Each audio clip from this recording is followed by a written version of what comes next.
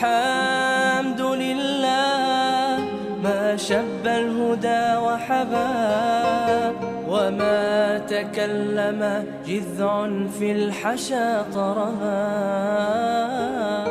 وحين من زاد. Assalamualaikum warahmatullahi wabarakatuh. Nama saya Putri Tafrijiah dari kelas 11 IPA 3. Jadi kali ini saya akan menceritakan tentang seorang tokoh yang dikenal sebagai The Magnificent di dunia barat. Ya, beliau adalah Sultan Sulaiman Al-Qanuni dari Kerajaan Turki Utsmani. Ia adalah salah satu sultan termasyhur dari Kerajaan Turki Utsmani. Pemerintahannya berlangsung selama 48 tahun, dimulai dari tahun 926 Hijriah sampai tahun 974 Hijriah. Dengan demikian, bisa dikatakan bahwa pemerintahan beliau adalah pemerintahan yang paling lama dibandingkan raja-raja kerajaan Turki Utsmani lainnya. Ayah Sultan Sulaiman adalah Sultan Salim I dan ibunya adalah Hafsah. Beliau dilahirkan di Trabzon tahun 900 Hijriah atau bertepatan dengan tahun 1495 Masehi. Saat ia dilahirkan, ayahnya menjabat sebagai seorang amir di Trabzon. Ayahnya memberikan perhatian yang begitu besar kepadanya. Dari kecil, ia diajarkan untuk mencintai ilmu dan juga sastra, mencintai para ulama, para ahli fikih dan juga para sastrawan. Sulaiman kecil juga dikenal sebagai seorang anak yang sangat tekun dan juga memiliki kesungguhan. Ketika ayahnya wafat pada tanggal 9 Syawal 926 Hijriah atau 22 September 1520 Masehi, saat itulah Sulaiman diangkat menjadi raja menggantikan ayahnya. Saat itulah ia memegang peranan dalam perpolitikan. Pada awal pelantikannya, ia membuka khutbahnya dengan membacakan ayat sebagai berikut. Innahu min Sulaiman wa innahu bismillahirrahmanirrahim. Di awal pemerintahannya, ia berhasil memperluas pengaruh kerajaan, mengalahkan pihak asing yang hendak mencampuri urusan kerajaan, dan menertibkan wilayah yang hendak melepaskan diri dari otoritas Utsmani. Mereka mengira karena usia Sultan Sulaiman yang masih sangat muda, 26 tahun, saat itu merupakan kesempatan yang tepat untuk mewujudkan ambisi dan keinginan mereka. Ternyata tidak semudah yang mereka sangka, di usia belianya, Sultan Sulaiman sudah memiliki kekuatan dan kematangan dalam memimpin.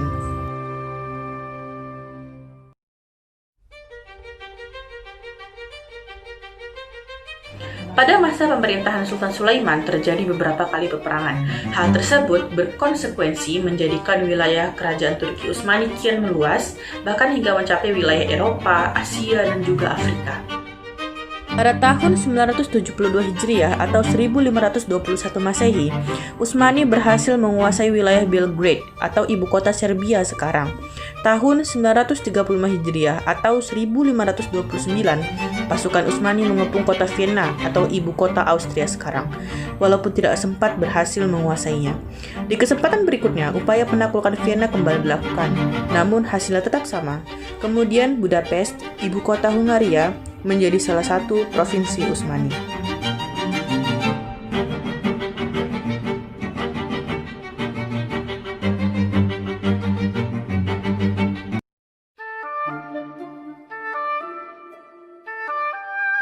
Pada masa pemerintahan Sultan Sulaiman, terjadi beberapa perkembangan dalam Daulah Utsmaniyah. Di antaranya adalah, yang pertama, perkembangan peradaban. Selain sebagai kepala negara, Sultan Sulaiman Al-Qanuni adalah seorang yang mahir dalam mengubah syair, menulis kaligrafi, dan menguasai beberapa bahasa timur, seperti bahasa Arab. Ia juga suka dengan batu mulia, arsitektur, dan konstruksi bangunan. Hal ini berdampak pada pembangunan di Turki.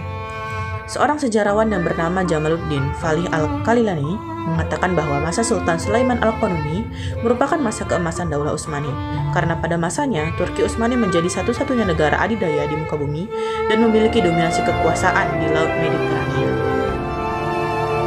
Yang kedua, perkembangan perundang-undangan dan administrasi. Sultan Sulaiman Al-Qanuni menyusun tata perundangan dengan berdiskusi bersama Syekh Abu As-Sud Effendi. Ia berusaha agar tata perundangan yang ia rancang tidak melenceng dari garis-garis yang dibataskan syariat Islam. Undang-undang tersebut dikenal dengan Qanun Namuhu Sultan Sulaiman atau Undang-Undang Sultan Sulaiman. Undang-undang yang ia susun diterapkan hingga abad ke-13 Hijriah atau abad ke-19 Masehi.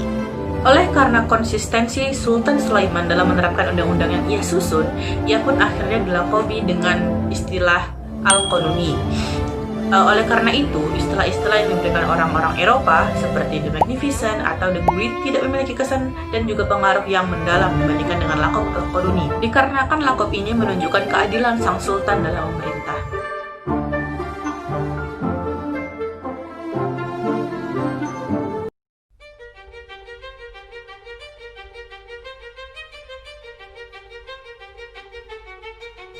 Di penghujung usia beliau, Sultan Sulaiman menderita sakit keras, sehingga membuatnya tidak bisa lagi mengendarai kuda, dan beliau memiliki usia yang cukup panjang, mencapai 74 tahun. Saat ia mengetahui orang-orang Kristen Eropa berada di garis perbatasan negeri kaum muslim, Sultan Sulaiman tetap berdiri, berjihad memimpin pasukannya, padahal saat itu beliau sedang menderita sakit yang cukup parah. Ia berangkat pada tanggal 9 Syawal 973 Hijriah atau 29 April 1566 Masehi. Saat sampai di kota Sigefar, Hungaria, sakit yang beliau derita pun bertambah parah. Sebelumnya, dokter kerajaan telah menasihatinya agar tidak berangkat ke medan jihad, dengan harapan sakit yang ia derita dapat sedikit reda atau bahkan sembuh total. Namun, beliau menjawab dengan jawaban yang diingat oleh sejarah. Ia berkata, "Aku lebih senang wafat dalam keadaan berjihad di jalan Allah."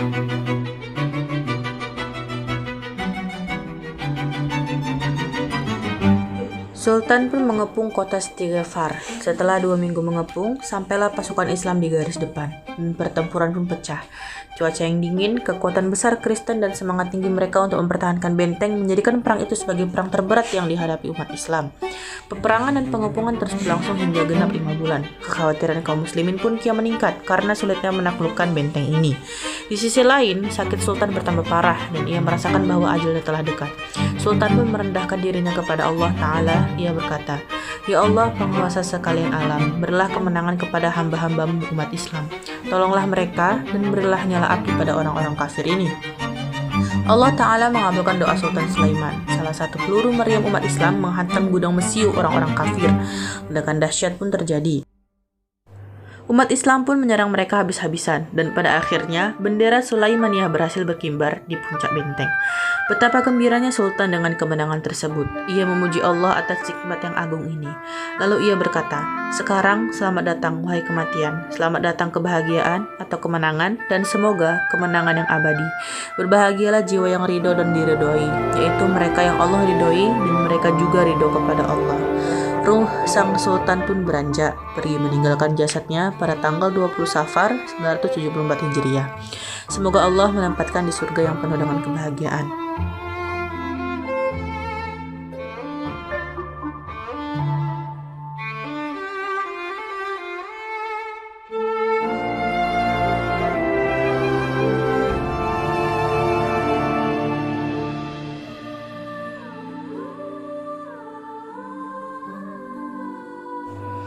Ya, begitulah kisah hidup dari Sultan Sulaiman. Sungguh perjuangan yang sangat berat dan juga terpuji. Mudah-mudahan Allah Subhanahu wa Ta'ala menempatkannya di surga yang penuh dengan kebahagiaan. Mungkin sekian yang dapat saya sampaikan, lebih dan kurangnya saya mohon maaf. Wassalamualaikum warahmatullahi wabarakatuh.